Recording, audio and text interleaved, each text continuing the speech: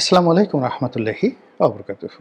সম্মানিত দর্শক, আমরা যদি কাগজে কলমে ধরি যে আমাদের জাতীয় নির্বাচন অর্থাৎ ত্রয়োদশ জাতীয় সংসদ নির্বাচন কবে নাগাদ হচ্ছে, তাহলে হাতে মাত্র সময় ১৫ দিন। আমি নভেম্বর মাসের শেষ সপ্তাহতে এই ভিডিওটি করছি। আর অন্যদিকে যেভাবে সরকার ঘোষণা করেছিল, তাতে করে ডিসেম্বর মাসের দ্বিতীয় সপ্তাহে নির্বাচনের তফসিল ঘোষণা করা হবে। তো সেই অর্থে আসলে হাতে সাকল্যে ২ সপ্তাহ সময় আছে। যখন নির্বাচনের তফসিল ঘোষণা করা হয়ে যায়, তখন নির্বাচনের ট্রেন উঠে যায় এবং চারিদিকে শুধু নির্বাচন, নির্বাচন, নির্বাচন। রাষ্ট্রের সকল ক্ষমতা তখন নির্বাচন কমিশনের হাতে চলে যায় এবং মানুষের জীবনে নির্বাচন ছাড়া আর কোনো বক্তব্য থাকে না। সরকারের বিভিন্ন এক্সিকিউটিভ বিভাগ, আইনশৃঙ্খলা রক্ষাকারী বাহিনী দৈনন্দিন যে সকল কর্ম একেবারে না করলে নয়, সেই কর্ম তারা করতে থাকেন। আর সরকার বসে বসে চিন্তা করতে থাকে তারা থাকবে কি থাকবে না, আবার নির্বাচিত হবে কি হবে না, তো ইত্যাদি ইত্যাদি বিষয়। যেহেতু এখন অন্তর্বর্তীকালীন সরকার ক্ষমতায় আছে, ফলে তারা আবার নির্বাচিত হবে কি হবে না এই বিষয়ে তাদের চিন্তা করার কোনো সুযোগ নেই, তাদেরকে যেতে হবে। তাহলে সেক্ষেত্রে নির্বাচনে আসছে মাত্র আর ১৫ দিন। আর নির্বাচনের তফসিল ঘোষণার পরে যে জোয়ার উঠবে, অর্থাৎ ডিসেম্বর মাসের ১৫ তারিখ থেকে ফেব্রুয়ারি মাসের ১৫ তারিখ পর্যন্ত, এই দুটো মাস, এই দুটো মাস নির্বাচনের ট্রেন চলতে থাকবে, অর্থাৎ নির্বাচন, নির্বাচন, নির্বাচন। তো সেই ক্ষেত্রে নির্বাচনের মাত্র ১৫ দিন আগে, তফসিল ঘোষণার ১৫ দিন আগে, আমি এখানে যদিও নির্বাচন হবে ফেব্রুয়ারি মাসের ১৫ তারিখে, কিন্তু আমি যেটা বললাম যে নির্বাচনের তফসিল ঘোষণার সঙ্গে সঙ্গেই বাংলাদেশে যে চিরাচরিত প্রথা, সেই প্রথা অনুযায়ী নির্বাচনটি আসলে শুরু হয়ে যায়। তো যেখানে নির্বাচনটা শুরু হয়ে যায়, অর্থাৎ আপনি একটা বিয়ে করবেন, থা করবেন, একটা অনুষ্ঠান করবেন, জিয়াফত করবেন, তো সেটার শুরুর দিন থেকেই মূলত ধরে নেওয়া হয় যে হয়ে গেছে। আর সমাপ্তি যেদিন সমাপ্তি হবে, সেই দিন মানুষ আফসোস করে যে সমাপ্ত হয়ে গেল, আনন্দটা চলে গেল। তো যার জন্য শুরুটা, আপনি ধরেন পুজো যেদিন থেকে শুরু হলো, ওই দিন থেকেই আসলে শুরু থেকেই মূলত তারিখটা ধরা হয়। তাহলে নির্বাচনের তফসিল ঘোষণার দিন থেকেই মূলত নির্বাচন। তো সেই অর্থে যদি আপনি ২ সপ্তাহ হাতে নেন এবং ২ সপ্তাহ আগে বাংলাদেশের প্রকৃত এবং বাস্তব অবস্থা আপনি মূল্যায়ন করার চেষ্টা করেন, তাহলে আপনি কি দেখবেন? এই মুহূর্তে বাংলাদেশে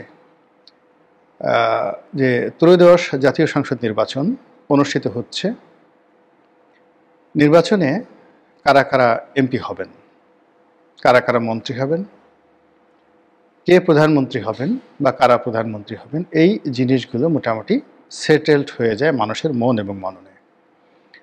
যিনি প্রধানমন্ত্রী হবেন আর যিনি বিরোধী দলীয় নেত্রী হবেন বা নেতা হবেন, এই দুইয়ের মধ্যে ডিফারেন্স থাকে অনলি 5 to 10%।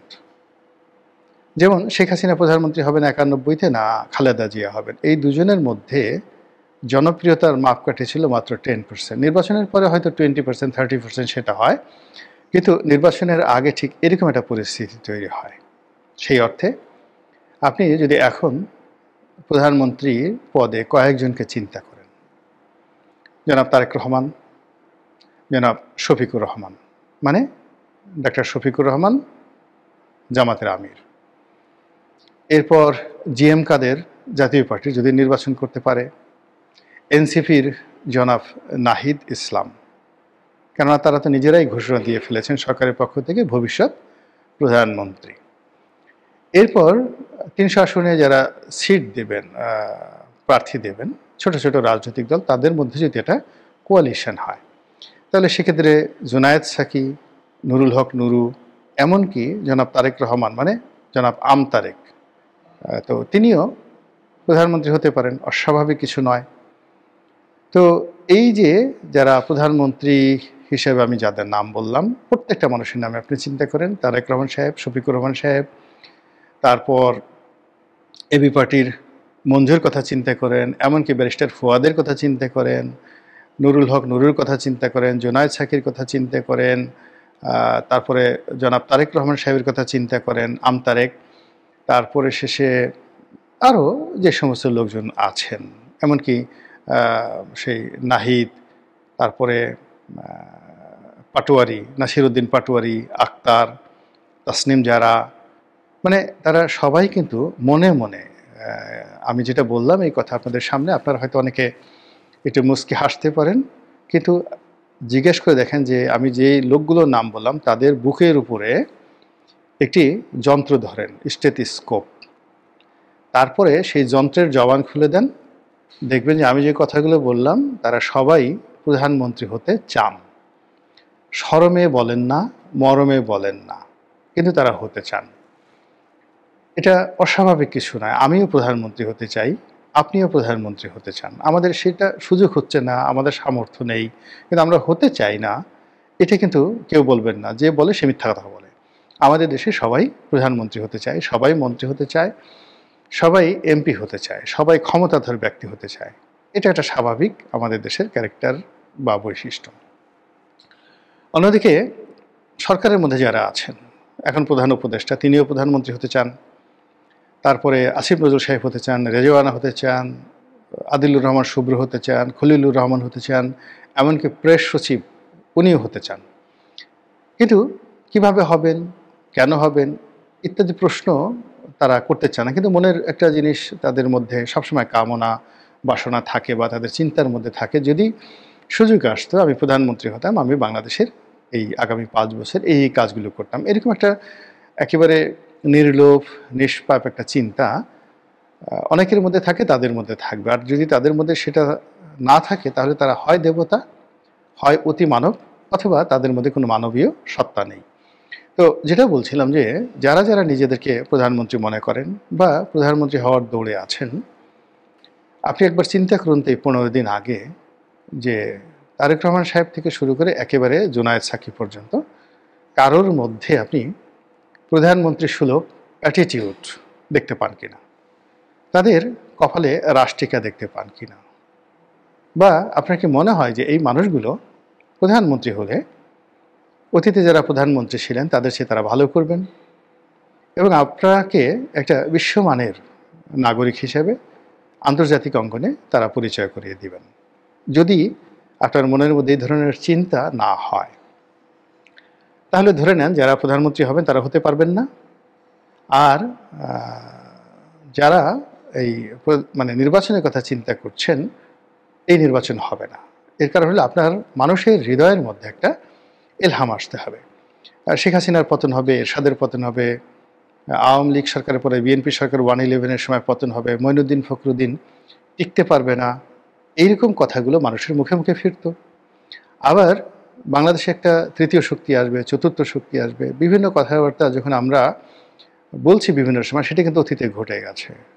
বাংলাদেশে একটা সময় দক্ষিণপন্থী গ্রুপ অর্থাৎ ইসলামপন্থী গ্রুপ খুব শক্তিশালী হবে, তারা রাজনীতির অনেক কিছু নিয়ন্ত্রণ করবে। এই কথাগুলো কিন্তু আমরা 2001 সন থেকে বলে আসছি, সেই বাংলা ভাইয়ের জমানা থেকে। এখন 2025 সনে এসে দেখেন সেগুলো কতটা বাস্তব হয়েছে। অর্থাৎ কিছু না কিছু বটে, কিছু না কিছু রটে। আর এই পৃথিবীতে যা কিছু ঘটে তার 10 বছর, 15 বছর, 20 বছর আগে মানুষের মুখে সেই কথাগুলো আল্লাহ রাব্বুল আলামিন বের করে দেয়। তো কাজেই 15 দিন পরে যে নির্বাচন হবে, সেই নির্বাচনের সকল অনুষঙ্গ, উপসর্গ, বৈশিষ্ট্য, ক্যারেক্টারিস্টিক্স এবং ভবিষ্যৎ মানুষের মুখে, পথে, ঘাটে, মাঠে ছড়াতে থাকবে। আর যদি নির্বাচন না হয় তাহলে আপনি লম্ফ দেখবেন, ঝম্প দেখবেন, কিন্তু শেষমেশ কিছুই হবে না। এখন বাংলাদেশের এই ঢাকা শহরে আমি কোথাও নির্বাচনের কোনো পরিবেশ দেখছি না, নির্বাচনের কোনো আমেজ দেখছি না, কোনো উৎসব দেখছি না। নির্বাচন হওয়ার জন্য যে ধরনের যাকে বলা হয় দৃঢ়তা দরকার রাজনৈতিক দলের, সরকারের, দেখছি না। আর নির্বাচন সংক্রান্ত যে সকল আলাপ দরকার, আলোচনা দরকার, বাদ্য দরকার, গান দরকার, কবিতা দরকার, কিচ্ছু হচ্ছে না। বরং এখন নির্বাচন হবে কি হবে না, তারপর তারেক রহমান সাহেব আসবেন কি আসবেন না, জামাতে সব কী করছেন, এনসিপি কি টিকবে কি টিকবে না, ডক্টর মোহাম্মদ ইউনূস যাবেন কি যাবেন না, থাকবেন কি থাকবেন না, তারপর আমেরিকা কি সহজে ছাড়বে কি ছাড়বে না, ভারত কি সহজে ছাড়বে কি ছাড়বে না, শেখ হাসিনা কি আবার চলে আসবে কি আসবে না, শেখ হাসিনা কি পদত্যাগপত্র দিয়েছেন কি দেননি, তার ফাঁসি হওয়ার পরে ভারত কি তাকে রাখবে নাকি ছেড়ে দিবে। আসলে এ সকল শত সহস্র আলোচনা আমাদের এই সমাজে এত বেশি গুরুত্ব সহকারে আলোচিত হচ্ছে, সেই আলোচনার মধ্যে কোথাও আপনার নির্বাচন সংক্রান্ত কোনো আলোচনা নেই। আপনি যদি সামাজিক মাধ্যমে যান, সেগুলোর ট্রেন্ড দেখেন যে সেখানে ব্র্যান্ডিং এবং ট্রেন্ডিং কি হচ্ছে। সেখানে দেখবেন যে যারা সেই ফুড নিয়ে অর্থাৎ খাবার দাবার নিয়ে ভিডিও করছেন, সেই ভিডিওগুলো মানুষ দেখছে। পাখি নিয়ে ভিডিও দেখছে, ট্রাভেল ব্লগগুলো, মানুষ কোথায় কোথায় যাচ্ছে সেই ব্লগগুলো মানুষ দেখছে। আর যে সকল আজে বাজে গল্প গুজব রয়েছে, যে সকল এআই দিয়ে ভিডিও করা হয়েছে, এআই করা হয়েছে, কোনো গুণী লোকের কথাবার্তা, সম্মানিত লোকের সেই নোট ছবি, এই জিনিসগুলোর উপর মানুষ একেবারে হামলে পড়ছে। এবং দেশের যে প্রথিতযশা রাজনীতিবিদ যারা রয়েছেন, তাদের কারোর মধ্যেই নির্বাচন সংক্রান্ত যে বিষয়, সেই নির্বাচন সংক্রান্ত বিষয় যে ধরনের একটা অবস্থা তৈরি হয় নির্বাচনের আগে আগে, সেরকম নয়। আপনি জামাতের প্রথম 10 জন নেতাকে নিন এবং তাদের দিকে তাকান, বিএনপির 50 জন নেতার দিকে তাকান, আপনি দেখবেন তারা ক্লান্ত, তারা বিধ্বস্ত, তারা বিভ্রান্ত, এবং তারা সকালে এক ধরনের কথা বলছেন, বিকেলে এক ধরনের কথা বলছেন। এবং নির্বাচনের যে বিষয়াদি রয়েছে সেই বিষয়াদি নিয়ে তারা দৃঢ়তা দেখাচ্ছেন না। এমনকি ইলেকশন কমিশন, সেই ইলেকশন কমিশন সকালে বলছেন কিয়ামত হয়ে গেলে নির্বাচন হবে, বিকালবেলা বলছেন রাজনৈতিক দলগুলো যদি সহযোগিতা না করে কোনো অবস্থাতেই একটা ভালো নির্বাচন করা সম্ভব নয়।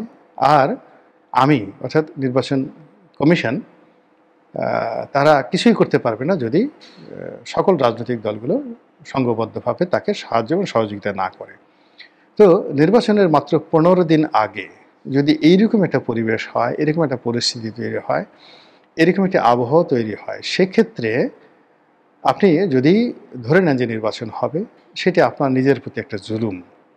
আর 2 নম্বর হলো যে এরকম একটা পরিবেশ পরিস্থিতির মধ্যে যদি সত্যিই একটা নির্বাচন হয়ে যায়, তাহলে পুরো দেশ এবং জাতির উপর যে কত বড় একটা জুলুম, তার একটা ছোট্ট উদাহরণ দিয়ে ভিডিওটা শেষ করি। ধরুন আপনি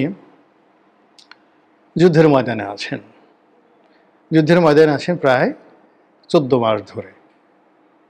কিন্তু 14 মাস ধরে যুদ্ধের ময়দানে থাকার পর আপনি দেখলেন যে আশেপাশে কোনো রকম শত্রুর যাকে বলে টিকিটই নেই, যুদ্ধ হবে না। আপনি ভুল তথ্যের ভিত্তিতে এসেছেন, কাজেই আপনি ফিরে যাবেন, হতাশ হয়ে ফিরে যাবেন, যুদ্ধ হলো না, বা খুশি হয়ে ফিরে যাবেন, যুদ্ধ হলো না। এজন্য আপনার সকল সেনাবাহিনীকে আপনি খাওয়া দাওয়ার আয়োজন করলেন যে আজকে তোমরা ভালো করে পোলাও খাও, কোরমা খাও, রোস্ট খাও, নাচ করো, গান করো, এবং গভীর রাত্রি পর্যন্ত আপনারা সেই কাজগুলো করলেন। তারপর গভীর ঘুমে আচ্ছন্ন হয়ে পড়লেন। এরপর হঠাৎ করে ভোরবেলায়, ভোর 4টার দিকে আপনি যখন ঘুম থেকে জাগলেন, চারিদিকে আর্তচিৎকার, মারামারি, কাটাকাটি, এবং আপনি সম্বিত ফিরে পেলেন যে শত্রুপক্ষ আপনার শিবিরে আক্রমণ করেছে।